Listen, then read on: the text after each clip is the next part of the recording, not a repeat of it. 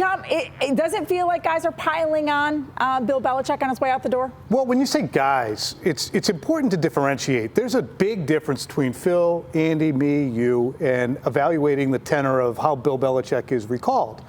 Our job is to evaluate. Our job is to criticize, in large part. For the players, coaches, general managers, and staff, it's important for them, I think, to be cognizant of the fact that everything they say will be measured as, well, how does that relate and what does that mean relative to Bill Belichick? And everybody can have their one shot at saying how we're going to be different, but the atmospheric things, I think, are what are, to me, red flags. You can talk about changing the scouting. You can talk about doing away with silos and not liking echo chambers, but when you talk about hard-assery and being able to play music and had to get away from Bill or anything of that nature, it starts to tend toward grave dancing to a tidbit. Yeah. And I think that the climate has to be read because the fan base isn't going, yay, Jerod and Elliott Wolf. The fan base is going, all right, well, they got rid of Bill. How are you going to do now?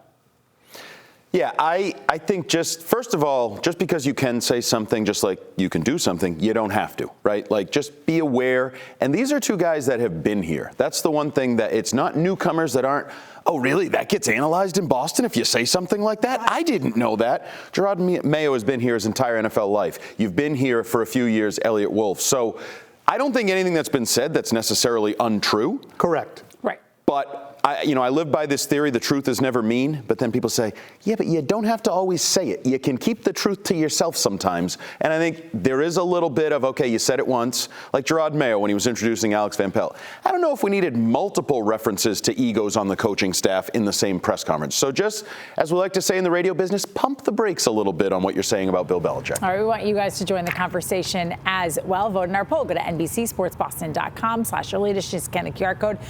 What do you think about the new Patriots regime has said about the old regime? Bad look, seems petty. Fair, but I've heard enough. Or good, change is needed. Phil, you're there. You're around Jerod Mayo. Do you think he's sensitive to this narrative that's going on that maybe has tampered their grave dancing a little bit? Yeah, I don't think he wants people to feel that way at all. And I think that's why he answered my question the way he did this morning. But I do think it's important that the Patriots make it very clear that it is a new program, and I really have no problem with it. And I understand fans getting sensitive, and I understand those of us in the media who feel as though maybe it's been a little bit much to point that out. And it's not white knighting for Bill Belichick. Everyone here in this conversation understands he doesn't need that. I think everyone here in this conversation would acknowledge that Bill Belichick would probably agree. He was a hard ass.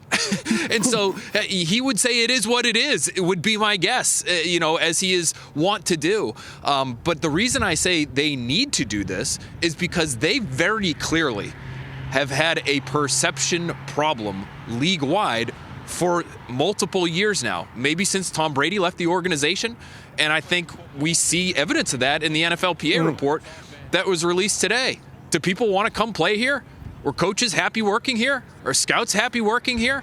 I think it's okay for them to acknowledge and point out, even if it's multiple times, it's a different program here now. If you want to work for us, whether you're a player or a scout or a coach, we are not going to grind you down to a fine powder. It is not going to be hell on earth, and hopefully you win on Sundays. It's a very different feel, and I think they do need to do that right now. You know what? And it's funny because this is why healthy, mature debate is good. You don't have to entrench yourself on one side or the other. Phil's point is well taken. As I sat there and I was like, ooh, cringe, hard ass this. And we're playing music now. Ooh, gee. And all those things I'm cringing at because I think I'm attuned to the way the fan base is reacting right now to the change in coaching staff. And I'm saying, okay, that's a little tone deaf compared to the way people feel. But Phil's point is very good, too. Who cares what Kevin and Bill Ricca thinks about the grave dancing? It more matters, how does Calvin Ridley feel about a change in New England if he's heard things going around the league where he says, I don't want to go there? I think it is important, to Phil's point and to Andy's point too, everybody's point who's making it, that you do have to send up some flares to say, we're not the same as we were. But I just think that you have to, he's not just a Hall of Fame coach, he's the greatest coach of all time. So there will come a point in which the needle starts to flip into tone deaf.